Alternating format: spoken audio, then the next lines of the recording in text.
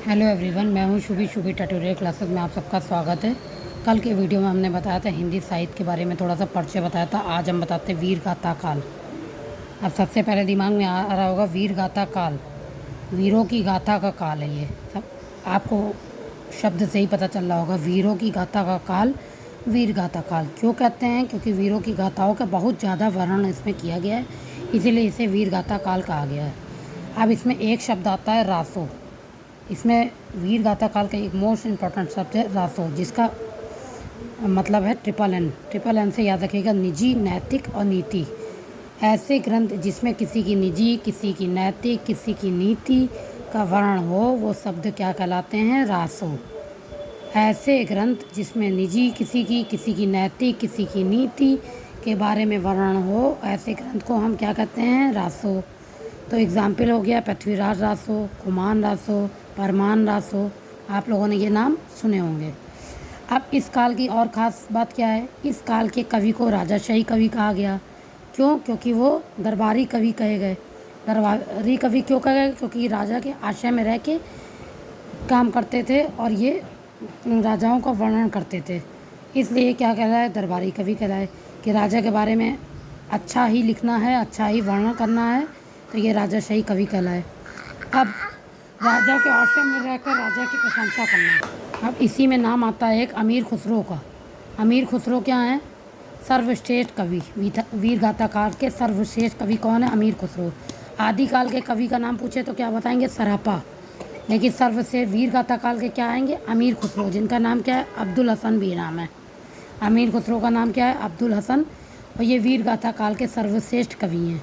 वो आदि कवि कौन है? सरापा। ठीक।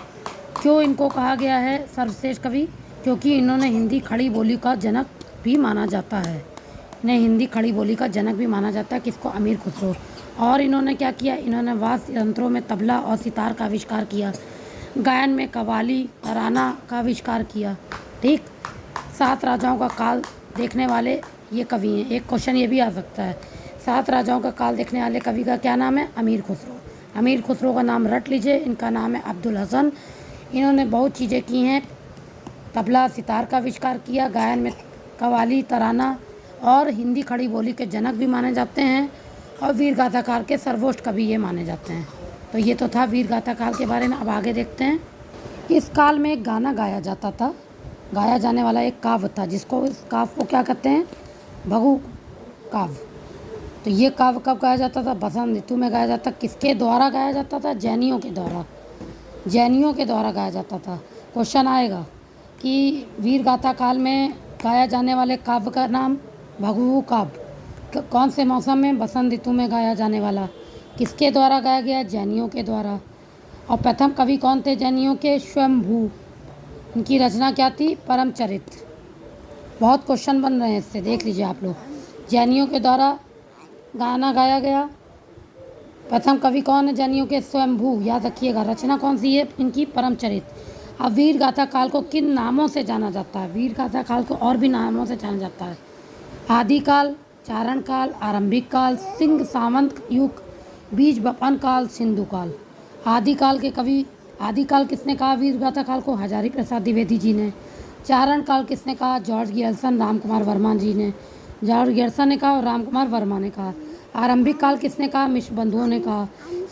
सिद्ध सावंत युग किसने कहा? राहुल सत्यानंद ने कहा। बीज बपन काल किसने कहा? महावीर प्रसाद द्विवेदी ने। सिंधु काल किसने कहा? डॉक्टर राम कुमार वर्मा ने।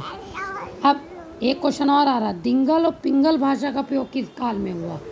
दिंगल और पिंगल भाषा का प्रयोग भी इसी काल में हुआ, वीर गाथा काल में। योद्धाओं का सुंदर सजीव वर्णन किस काल में हुआ? वीर गाथा काल। ऐतिहासिक का अभाव किसमें हुआ? वीर गाथा काल। श्रृंगार रस, वीर रस का संबंध किस काल में हुआ? वीर गाथा काल। इनकी प्रमुख रचनाएं क्या हैं? पृथ्वीराज रासो चंद्रवरदाई द्वारा। परमाल रासो किसने लिखी? जगनिक। कुमान रासो दलपति विजय। वीरदेव रासो नरपति रहा। हमीर रासो सारंगधर। और कुतवन मृगावती।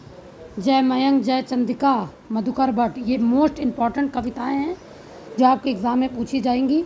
आई होप आप लोगों को समझ में आया होगा वीर गाथा काल में। नेक्स्ट वीडियो में लेके आएंगे भक्ति काल, रीति काल, आधुनिक काल। तो ये वीडियो के कुछ इंपॉर्टेंट पॉइंट हैं, इसलिए हमने सोचा आप लोगों को हिंदी का भी शेयर कर दें। वैसे तो हमारा सब्जेक्ट साइंस है, लेकिन हमारे पास कुछ टॉपिक थे जो मैंने सोचा हिंदी में भी आप लोगों को हेल्प करेंगे, इसलिए वीडियो किया शेयर। अच्छा लगा हो तो लाइक शेयर सब्सक्राइब करिएगा। मिलते हैं नेक्स्ट वीडियो के साथ, तब तक के लिए bye, take care and thank you for watching.